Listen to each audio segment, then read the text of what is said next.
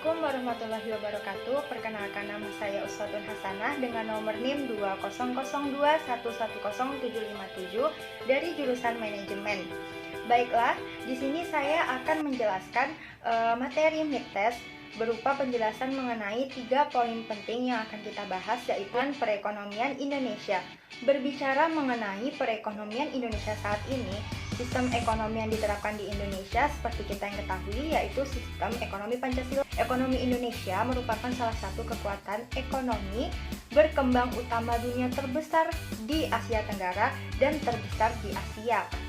Tak kalah penting, usaha mikro, kecil, dan menengah atau UMKM Indonesia merupakan tulang punggung perekonomian Indonesia. Namun, saat ini seperti yang kita ketahui, dengan adanya kasus penyebaran COVID-19 yang semakin meluas, pemerintah sedang berupaya untuk mengoptimalkan kembali kondisi perekonomian Indonesia. Karena pandemi COVID-19 ini datangnya dengan segala dampak bentuk negatif yang kita tidak dapat pungkiri, bisa menyebabkan perekonomian Indonesia itu jadi tidak stabil. Dan sudah terbukti pertumbuhan ekonomi Indonesia mengalami kontraksi loh hingga 0,4% di akhir tahun ini. Akibatnya apa? Perekonomian Indonesia tidak stabil di masa pandemi saat ini. Materi yang selanjutnya yaitu apa saja sih kelebihan dan kekurangan dari perekonomian Indonesia saat ini. Yang pertama yaitu untuk mendorong perbaikan ekonomi, Bank Indonesia terus meningkatkan koordinasi kebijakan dengan pemerintah, termasuk melalui kebijakan peningkatan ekspor serta inklusi ekonomi dan keuangan di tengah pelaksanaan vaksin dan penerapan protokol kesehatan. Yang kedua yaitu adanya perbaikan kinerja pertumbuhan ekonomi nasional yang didukung oleh seluruh wilayah Indonesia. Dengan pertumbuhan tertinggi itu sudah tercatat di beberapa wilayah seperti Sulawesi, Maluku, Papua, Jawa, dan bahkan Kalimantan. Dan yang ketiga itu ada realisasi investasi atau penanaman modal di Indonesia. Jadi saat ini sudah mengalami peningkatan sebesar 16,2%. Karena semakin banyak penanaman modal yang dilakukan, maka semakin banyak pula bisnis baru yang bisa bermunculan, sehingga lapangan pekerjaan pun juga mendukung untuk pertumbuhan daya beli. Dari segi kekurangannya, yang pertama, saat ini karena ada masanya pandemi ini, penjualan mobil dan semen menunjukkan penurunan loh dibandingkan bulan sebelumnya.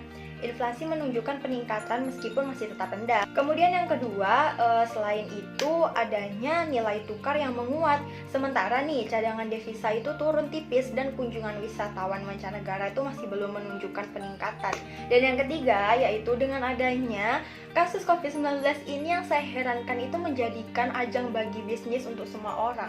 Dan bahkan korupsi itu marak terjadi di mana-mana yang dilakukan oleh pejabat kita sendiri. Jadi hal ini itu bisa menyebabkan perekonomian Indonesia itu diambang kelemahan dan sulit sekali untuk dipulihkan. Poin ketiga yang kita bahas itu adalah negara yang bagus perekonomiannya tuh memang banyak sekali, seperti ya mungkin ada 10 negara penting yang pernah kita ketahui, termasuk Amerika, Prancis, Inggris, Jerman. Nah, tapi di sini saya lebih memilih negara berkembang yaitu Vietnam. Kenapa alasan saya memilih negara Vietnam? Karena ternyata Vietnam itu mampu loh mengungguli negara lain di Asia dalam perekonomiannya di masa pandemi ini.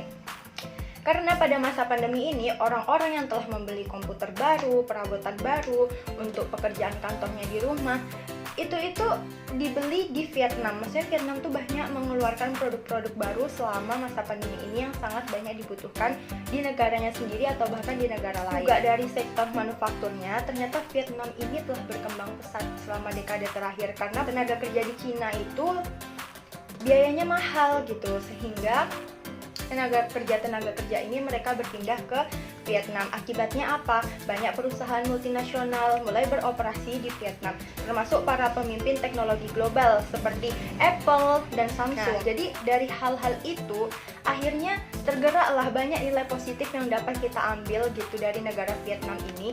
Jadi yang pertama itu yaitu dari segi penanganan dan cara pencegahan dari wabah pandemi di negara Vietnam yang terbilang maksimal, hampir tuntas lah gitu, dan sudah dapat pujian di mana-mana, ibaratkan sudah skala internasional. Jadi untuk negara berkembang lainnya seperti Indonesia ini bisa belajar gitu, bisa mencontoh dari Vietnam dalam meningkatkan perekonomiannya di tengah pandemi COVID-19. Ya, kemudian yang kedua, secara luas sektor manufaktur tadi yang saya bilang, Vietnam itu dari kegiatan ekspornya itu cukup tangguh dan stabil, sehingga menyebabkan Vietnam ini menandatangani beberapa perjanjian perdagangan baru, yaitu mulai dari Inggris dan Uni Eropa. Jadi tetap berkembang gitu, kegiatan ekspornya bagus, akibatnya pendapatan negara pun bisa bertambah. Kemudian yang terakhir itu nilai yang dapat kita ambil, yaitu walau keadaan ekonomi Vietnam itu terlihat baik, tapi sektor jasa di negara tersebut ternyata sangat terpukul ketika masa pandemi. Namun semuanya dapat bangkit kembali menjelang akhir tahun 2020 kemarin. Jadi pemulihan sektor jasa itu seperti bidang pariwisata itu yang akan menentukan seberapa cepat ekonomi Vietnam kembali ke jalur pra-pandemi ini. Jadi mereka tetap bisa mengoptimalkan dan mengembangkan sektor jasa mereka di masa pandemi ini.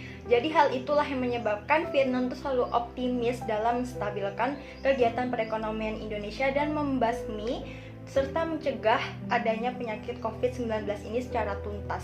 Hingga sekarang Vietnam itu bisa dikategorikan negara yang terbilang baik perekonomiannya, terbilang baik saat mencegah pandemi gitu.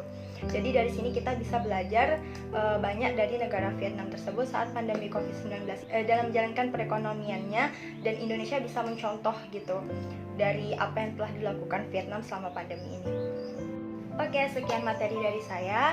Apabila ada kesalahan atau kehilafan dalam penyampaian yang kurang berkenan, saya mohon maaf yang besar-besarnya. Saya akhiri, wassalamualaikum warahmatullahi wabarakatuh. Terima kasih.